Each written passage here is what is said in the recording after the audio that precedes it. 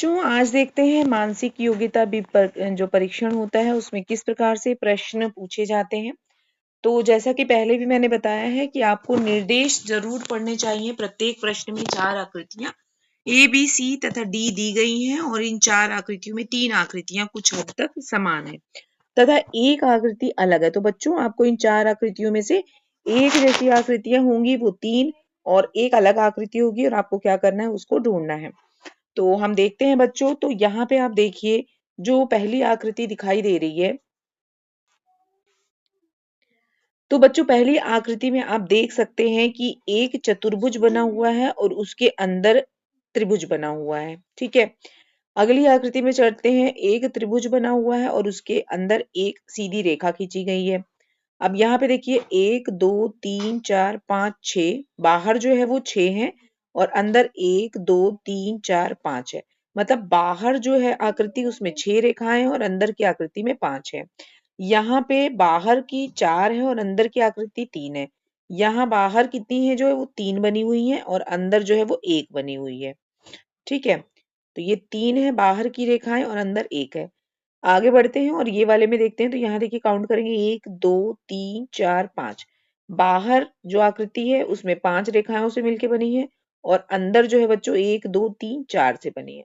तो हमें एक सिमिलैरिटी जो है वो देखने को मिल रही है हमें ए सी और डी में, कि बाहर जो आकृति बनी हुई है उससे एक कम रेखा करके अंदर की आकृति बनी हुई है। यानी बाहर 4 है तो अंदर 3 है, बाहर 6 है तो अंदर 5 है, बाहर 5 है तो अंदर 4 है।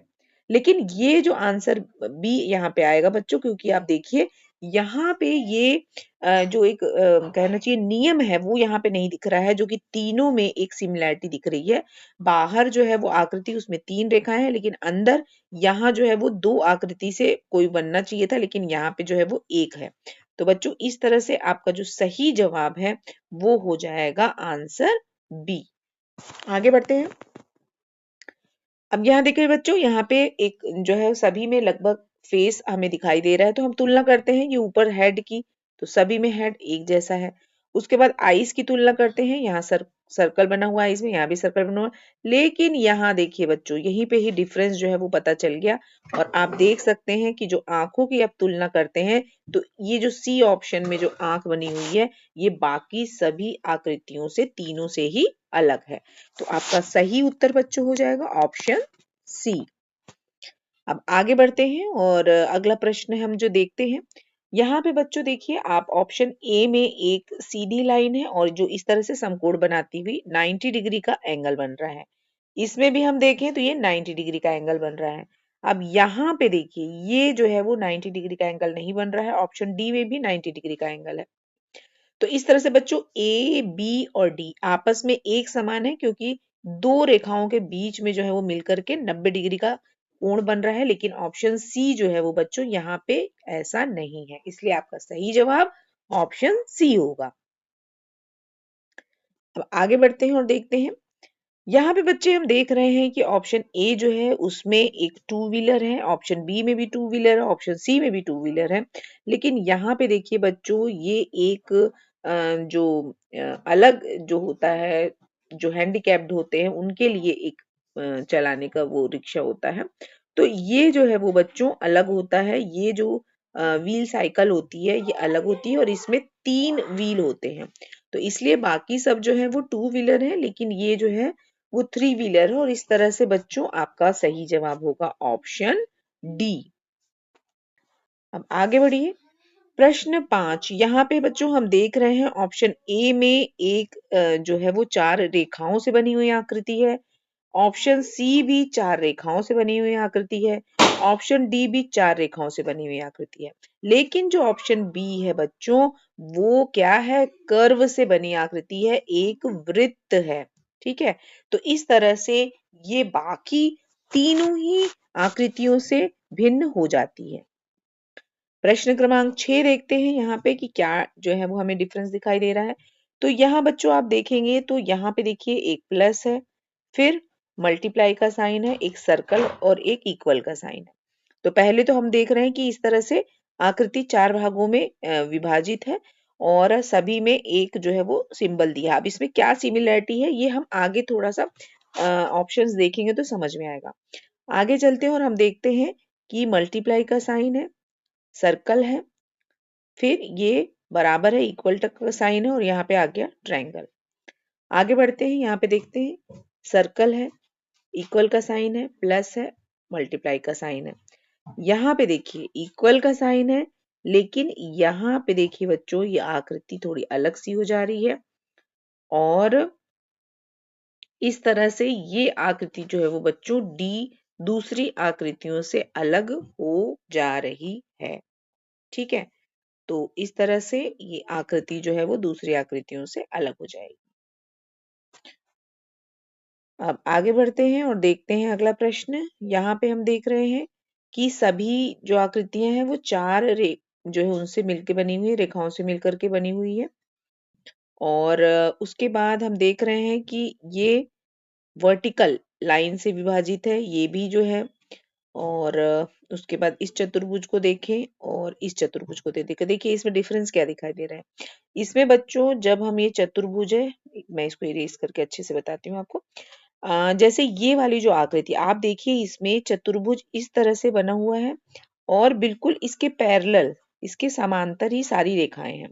लेकिन बाकी के ये जो बी, सी और डी हैं, आप यहाँ पे देखेंगे तो चतुर्भुज इस तरह से बना हुआ है, इस तरह से बना है। लेकिन जो जो उसको कहना चाहिए उसके अंदर जो रेखांकित जो लाइन है वो बच्चों इस तरह से बनी है सभी में भी। ठीक है, इसमें भी देखिए ये भी जो है चतुर्भुज को यदि आप सीधा करके आप देखेंगे, समझेंगे कि चतुर्भुज जब इस तरह से रखा हुआ है तो इसमें भी जो आकृति है बच्चों देखिए इस तरह से बनी हुई है ना। यहाँ पे भी चतुर्भुज को यदि आप सीधा करके अपनी कॉपी को जो है वो इस तरह से देखिए तो आप देखेंगे कि ये भी जो बच्चों आकृति बनी हुई है वो इस तरह से बनी हुई है। तो इन तीनों में ही बच्चों रेखाएं जो हैं वो समानांतर ना हो करके जो वर्ग की आप देख सकते हैं यहाँ से कि इस ये जो लाइन है इसके समांतर नहीं है, ना ही इसके समांतर है, इसमें भी इन दोनों कहीं से भी। लेकिन ये वाली जो आकृति ए है इसमें आप देख सकते हैं कि ये वर्ग के समांतर ही जो रेखाएं हैं अंदर में रेखांकित की गई हैं वो उसके पैरेलल है। तो इस प्रकार से बच्चों आपका सही जवाब जो है वो ऑप्शन ए हो जाएगा। आगे बढ़ते हैं, प्रश्न क्रमांक 8 की ओर चलते हैं और देखते हैं। यहाँ ऑप्शन ए में एक जो है वो गर्ल दिखाई दे रही है जो कि क्या कर रही है, कंप्यूटर पे बैठी हुई है। ऑप्शन बी में एक लड़का है और तबला बजा रहा है। ऑप्शन सी में एक लड़की है ड्राइंग कर रही है और ऑप्शन डी में एक लड़की है वो डांस कर रही है। तो बच्चों यहाँ पे जो अलग आकृति है वो ये है बी, क्योंकि यहाँ आप देख सकते हैं कि और यहाँ पे तीनों में ही जो है वो गर्ल दिखाई दे रही है, लेकिन ऑप्शन बी में जो है वो एक बॉय दिखाई दे रहा है। तो इस प्रकार से ये जो है वो बी जो है वो बाकी तीन आकृतियों से अलग हो जाता है। अब आगे बढ़ते हैं, प्रश्न क्रमांक 9 की ओर चलते हैं और यहाँ पे बच्चों हम देख रहे हैं कि यहाँ पे जो है वो एक रेक्टेंगल बना है, यहाँ रेक्टेंगल बना है और बीच में एक लाइन है। ठीक है, आगे बढ़े। रेक्टेंगल है और एक लाइन है। अब यहाँ पे त्रिभुज है और क्या है, एक लाइन है। ठीक है, यहाँ पे जो है वो एक पंचभुज है, बीच में लाइन है। तो अब इनमें यदि हम कोई सिमिलैरिटी ढूंढ रहे हैं शेप के हिसाब से तो नहीं मिलती है, ये दोनों रेक्टेंगल है लेकिन ये दोनों बिल्कुल अलग है। यदि यहाँ पे भी रेक्टेंगल होता तो हम कह सकते थे कि ये वाली आकृति सी अलग है, लेकिन ऐसा नहीं है। ये दोनों आकृतियां अलग अलग शेप की हो गई, इसलिए सी और डी जो है वो इनके कारण ये वाली बात तो यहाँ पे लागू नहीं होती है। अब दूसरा ऑप्शन एक देखते हैं कि जो ब्लैक किया हुआ हिस्सा है एक तरफ ऊपर है और एक तरफ नीचे है, राइट हैंड साइड में नीचे है और लेफ्ट हैंड साइड में ऊपर है। अब अगली आकृति में चलते हैं तो देखते हैं यहाँ पे देखिए, ये पहले तो आप लिख लो राइट हैंड साइड और लेफ्ट हैंड साइड है ना, राइट लेफ्ट। इसमें जब आप इसको सीधा करेंगे बच्चों तो ये राइट हो जाएगा और ये क्या हो जाएगा, लेफ्ट हो जाएगा। और ऐसे ही ये राइट है और ये लेफ्ट है। तो अब इसमें जो है वो देखते हैं कि किस प्रकार से जो रेखांकित भाग है इसमें एक ये ऊपर है और एक ये नीचे है। यहाँ पे हम देख रहे हैं ऊपर है नीचे है ना, जो ये मेन लाइन है। एक बार और अच्छे से बताती हूँ आपको। जो बीच की जो लाइन दिख रही है, ये वाली लाइन दिख रही है, इसमें रेखांकित भाग जो है बच्चों देखो, इस लाइन के ये एक जो ब्लैक से पूरा भरा फिल किया हुआ है और ये ऊपर है। ऐसे ही यहाँ पे जो बेस लाइन बीच की दिखाई दे रही, इसमें ऊपर और नीचे। अब यहाँ पे देखते हैं तो बच्चों यहाँ पे जब आप देखिए जो लाइन बीच की दिख रही, इसमें दोनों ही रेखांकित जो है वो भाग, पूरा जो ब्लैक किया हुआ भाग है वो नीचे की ओर ही है। अब ये जो नियम हमने ये 2 चित्रों से निकाला, ये तीसरे में भी क्या लागू होता है? आप देखिए डी में भी जी बिल्कुल। यहाँ पे देखिए जो बेस लाइन है उसके एक नीचे और एक ऊपर ब्लैक है। इसका मतलब कि ऑप्शन सी जो है वो बच्चों अलग है। यहाँ पे होना चाहिए था ये चित्र कुछ इस प्रकार से कि यदि यहाँ पे त्रिभुज इस तरह से बना था, तो इसमें एक भाग जो है वो नीचे को ब्लैक होना था और दूसरा भाग जो क्या होना था, ऊपर को ब्लैक होना था। लेकिन यहाँ पे जो मेन बेस की लाइन है उसमें दोनों ही रेखांकित भाग जो है वो नीचे को है।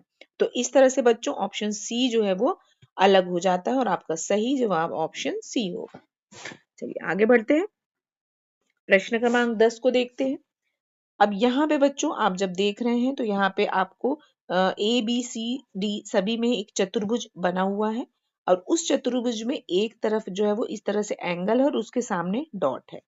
एंगल है और डॉट है, एंगल है और डॉट है, एंगल है और डॉट है। तो यहाँ पे लगभग सभी में आप देख रहे हैं, एक नजर में जब आप देखेंगे तो आपको लगेगा कि ये सभी जो है वो देखने में एक जैसे ही हैं। लेकिन आप ध्यान से देखिए तो आपको पता चलेगा बच्चों कि ऑप्शन बी, ऑप्शन सी और ऑप्शन डी, इसमें बच्चों जो एंगल दिख रहा है ना आपको, ये देखिए, ये एंगल लगभग 90 डिग्री से ज्यादा है, लगभग 120 डिग्री तक का एंगल है। ये 90 डिग्री से ज्यादा है, ये 90 डिग्री से ज्यादा है। लेकिन बच्चों इस आकृति में जब आप जाएंगे तो आप देख रहे हैं कि ये जो एंगल है ये 90 डिग्री से कम है। तो बच्चों आपका सही जवाब जो है वो ऑप्शन ए हो जाता है बाकियों से, क्योंकि बाकी जो सभी आकृतियां हैं उनमें जो है वो 90 डिग्री से अधिक एंगल हो जाता है, लगभग 120 के करीब है। लेकिन सिर्फ इस ये जो आकृति है बच्चों, यहाँ पे 90 डिग्री से ये कम है और इसलिए ये आकृति सबसे भिन्न हो जाती है। तो इस प्रकार से बच्चों आपके नवोदय और विद्या ज्ञान में मानसिक अभियोग्यता संबंधी परीक्षण प्रश्न आते हैं और इसी तरह से आप थोड़े थोड़े प्रश्न हल करते रहिए और निश्चित रूप से आप अपने परीक्षा में सफलता प्राप्त करेंगे। Thank you.